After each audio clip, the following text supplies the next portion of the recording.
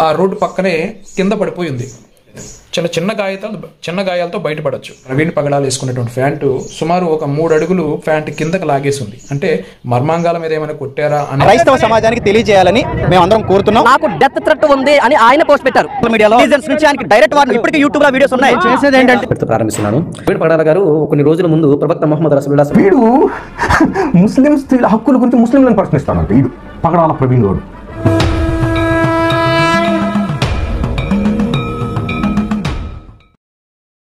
అందరికీ జై శ్రీరామ్ మిత్రులారా, ఈరోజు ఒక రకంగా కొంత బాధాకరమైన విషయమైనప్పటికీ కూడా క్రైస్తవ సమాజానికి కొన్ని కఠిన నిజాలు చెప్పాలనుకుంటున్నా.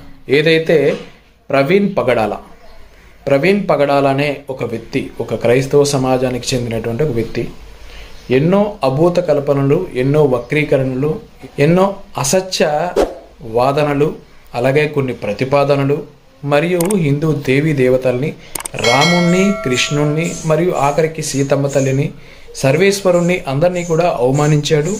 ఎన్నో రకాలుగా హిందూ సమాజాన్ని ఇబ్బంది పెట్టాడు. ఒక రకంగా చెప్పాలంటే కేవలం హిందూ దేవీ దేవతల పైన, మన సనాతన ధర్మం పైన, మన భారతదేశం పైన సుమారు 500కు పైగా అతను మాట్లాడడం జరిగింది వీడియోల రూపంలో. ఇది చాలా పెద్ద హిందూ సమాజానికి ద్రోహంగా చూస్తారు, చాలా అవమానంగా చూస్తారు, చాలా బాధపడుతూ తనలో తానే ఇబ్బంది పడుతూ ఉన్నారే కానీ హిందూ సమాజం ఎప్పుడు అతని మీద దాడి చేయాలని కానీ లేకుంటే అతన్ని చంపేయాలని కానీ ఎప్పుడు కూడా తీవ్ర పదజాలంతో మాట్లాడాల. కానీ ఇక్కడ కొన్ని విషయాలు అనుమానాస్పదంగా ఉన్నాయి, దానికి తోడు చాలా ప్రమాదకరంగా కూడా ఉన్నాయి. అదేంటంటే ఇతను చేసింది 100కి 200% హిందూ సమాజానికి నష్టము. దానికి తోడు అతను చేసింది కరెక్ట్ కాదు. ఎందుకంటే మరీ అంత తీవ్ర పదజాలంతో ఏదైనా ఒక రిలీజియన్ పైన మాట్లాడకూడదు. కానీ ఇతను మాట్లాడుతూనే ఉన్నాడు. దానికి తోడు ఎంతో మందిని ఎంకరేజ్ చేసి మరికొంతమంది క్రైస్తవుల్ని హిందూ సమాజం మీద ఉసిగొల్పాడు. ఇలాంటి ఒక వ్యక్తి నిన్న చనిపోవడం జరిగింది. ఎలా చనిపోయాడు, ఎక్కడ చనిపోయాడు అంటే మన రాజమండ్రి దగ్గర కొంతమూరు అంటే మీకు చాలా వరకు అందరికీ గుర్తుండే ఉంటుంది. కొంతమూరు అంటే గతంలో మనం ఏదైతే ఒక 2-3 సంవత్సరాల క్రితం ఒక పాస్టరు తన చెప్పులు ధరించి ఒక విఘ్నేశ్వర స్వామి దేవాలయం ఏదైతే మహిళా మూర్తులు కట్టుకుంటుంటే ఆ దేవాలయాన్ని కూల్చాడు. అంటే కడుతున్నటువంటి గోడల్ని కాలుతో తన్ని చెప్పులతో దేవాలయానికి వెళ్ళి రౌడీజం చేసినటువంటి ఒక పాస్టర్ మీకు గుర్తుందిగా. కరెక్ట్గా అదే కొంతమూరు ప్రాంతంలో ఈ పాస్టరు ఆ రోడ్డు మీద యాక్సిడెంట్తో పడి చనిపోవడం జరిగింది. అయితే ఇక్కడ చనిపోవడానికి గల కారణాలు ఏమిటి అని చూసే ముందు ఒక్కసారి ఈ వీడియో చూడండి. ఈ వీడియో చూస్తే మీకు అర్థమవుతుంది. అనంత కరుణాభిడు అపార కృపాశీలుడు అయిన అల్లాహ్ పేరుతో ప్రారంభిస్తున్నాను. ప్రవీణ్ పగడాల గారు కొన్ని రోజుల ముందు ప్రవక్త ముహమ్మద్ రసూలుల్లాహ్ సల్లల్లాహు అలైహి వసల్లం గురించి అబద్ధ ప్రచారం చేయడం జరిగింది.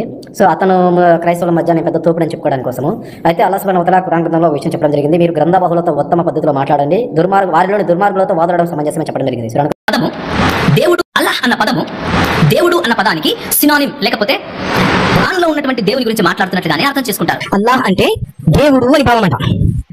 క్రైస్తవుల దేవుడు కాదు అని చెప్పుకొచ్చే ప్రయత్నం చేస్తున్నాడు. అల్లాహ్ అంటే ఒక్కడే. ముస్లింల దేవుడు, క్రైస్తవుల దేవుడు, హిందువుల దేవుడు.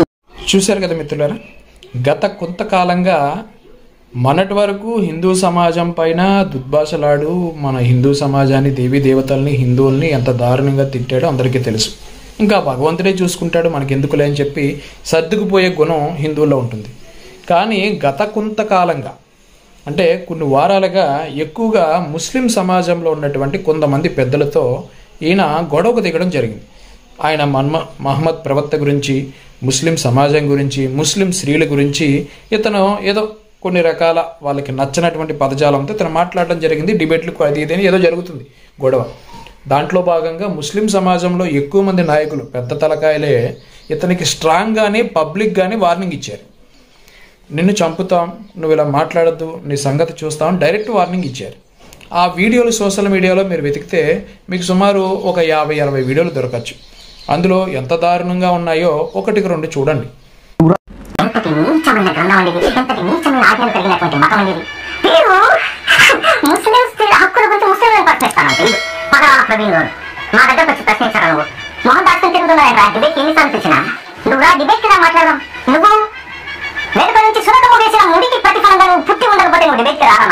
స్థానం గురించి మాట్లాడడం చూశారు కదా, ఇంతకంటే దారుణమైనటువంటి వీడియోస్ ఉన్నాయి. ఇతను మాట్లాడింది తప్పే, వాళ్ళు అంతగా తీవ్ర పదజాలంతో రెచ్చిపోవడము తప్పే. ఇంకా కొన్ని వీడియోస్ ఉన్నాయి, అవి వినడానికి కూడా కొంత భయమేస్తుంది. అందుకని అవి సమాజానికి అంత అవసరం లేదు. అలాంటి ఉగ్రవాద లక్షణాలు ఉన్న వాళ్ళు సమాజంలో ఎప్పుడూ ఉంటారు కనుక అలాంటి ఉగ్రవాదుల వీడియోలు నేను పెట్టదలుచుకోవాలి. అయితే ఈరోజు అనుమానాస్పదంగా చనిపోవడం జరిగింది. ఇలా ఫ్యామిలీ అంతా కూడా, ప్రవీణ్ పగడాల ఫ్యామిలీ అంతా కూడా హైదరాబాద్లో ఉంటుంది. ఆయన విజయవాడ సమీపంలో ఒక మీటింగ్కి హాజరయ్యి అక్కడి నుంచి రాజమండ్రి వెళ్ళాలని చెప్పి హైవే, విజయవాడ నుంచి రాజమండ్రి వచ్చేటువంటి హైవేలో దాని పక్కనే ఉన్నటువంటి కొంతమూరు అని ఒక ప్రాంతంలో ఎందుకు వెళ్ళారో, ఆ పక్కకి ఎందుకు వెళ్ళాల్సి వచ్చిందో తెలియదు, కానీ అక్కడి నుంచి బండి ఆ రోడ్డు పక్కనే కింద పడిపోయింది. అది రాయల్ ఎన్ఫీల్డ్ బండి ఏదో వేసుకొచ్చాడు. అయితే ఆ యాక్సిడెంట్కి అంత పెద్ద గాయాలు అవ్వాల్సిన అవసరం లేదు. చిన్న గాయాలతో బయటపడవచ్చు, లేదా కాళ్ళు చేతులు ఏదైనా అవ్వచ్చు. కానీ వెనక, ఎదర, ఇంకా మొహం మీద తీవ్రమైనటువంటి గాయాలు కనబడుతున్నాయి. దానికి తోడు తన ప్యాంటు వేసుకున్నటువంటి ప్రవీణ్ పగడాలు వేసుకున్నటువంటి ప్యాంటు సుమారు ఒక 3 అడుగులు ప్యాంటు కిందకి లాగేసి ఉంది. అంటే మర్మాంగాల మీద ఏమైనా కొట్టారా అనే అనుమానం కూడా కనబడుతుంది.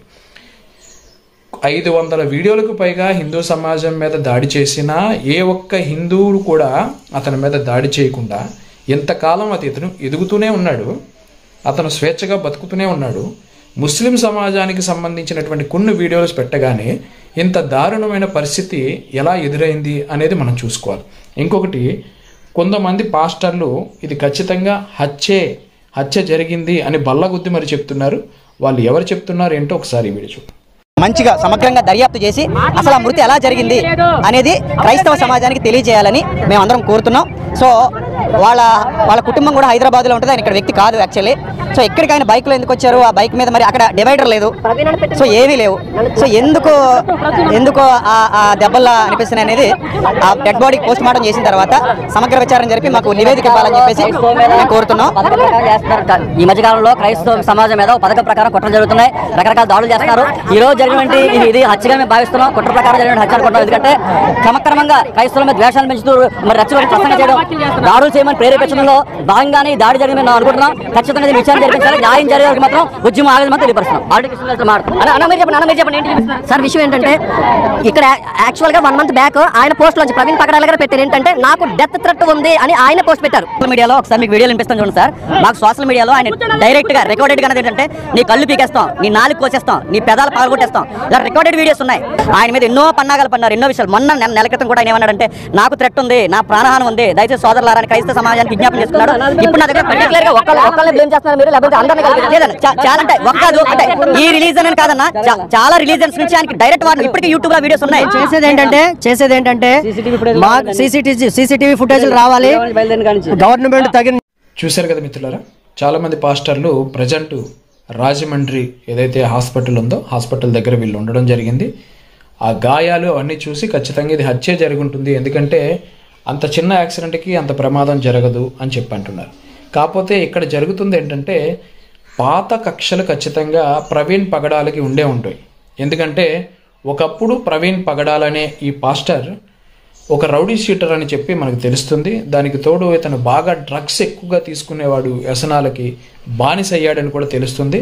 ఆ తర్వాత మళ్ళీ ఈ పాస్టర్గా మారినప్పుడు ఇంకా దానికి సంబంధించినటువంటి ఏదైనా పగ ప్రతీకారాలు ఉన్నాయా అనేది కూడా మనం చూడాలి. యథార్థంగా ఉన్నట్టు చెప్తున్నా, లేదా ఒక ధర్మానికి సంబంధించినటువంటి దైవానికి, రాముడు, కృష్ణుడు, మన భగవంతుడు, సీతమ్మక తల్లికి సంబంధించి అనేకమైనటువంటి తప్పుడు ప్రచారాలు చేశాడు కనుక ఆ భగవంతుడు ఇతన్ని శిక్షించాడు అనుకుందామా అని రకరకాల ఆందోళనకరమైనటువంటి ఆలోచనలు సమాజంలో వస్తున్నాయి.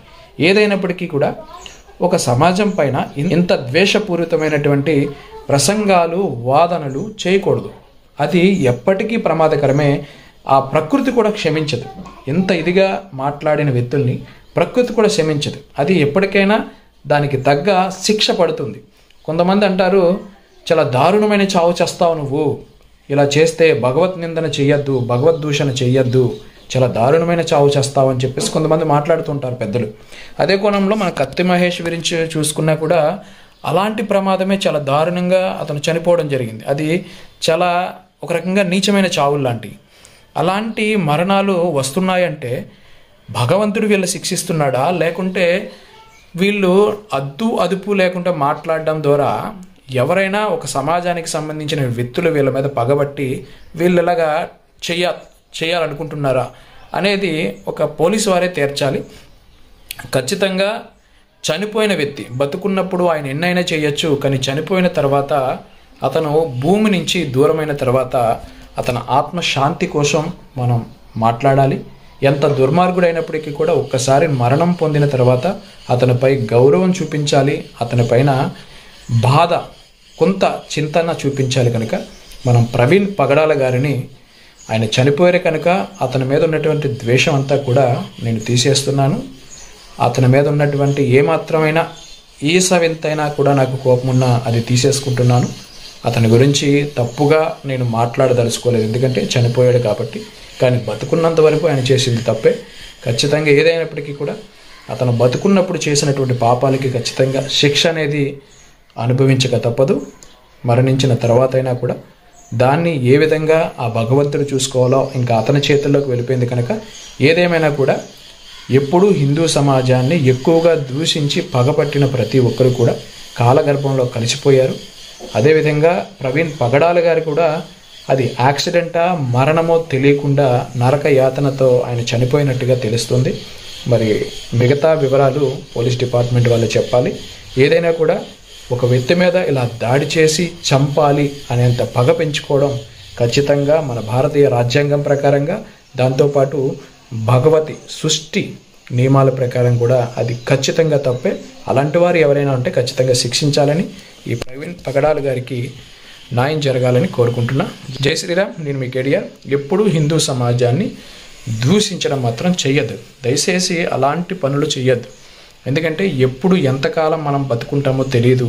ఈలోపు విర్రవీగి విదేశీ డబ్బులు వస్తున్నాయి కదా అని చెప్పి ఏది పడితే అది మాట్లాడి హిందూ సమాజాన్ని, భారతదేశాన్ని విచ్ఛిన్నం చేయాలని చూస్తున్న ప్రతి ఒక్కరికి కూడా ఇది ఒక రకంగా మేలుకొనిపేమో అనుకుంటున్నాను. ఇలాంటి పనులు చేయడం ద్వారా చనిపోయినప్పుడు కూడా అయ్యో అని అనలేనటువంటి స్థితిలో ఉంటారు.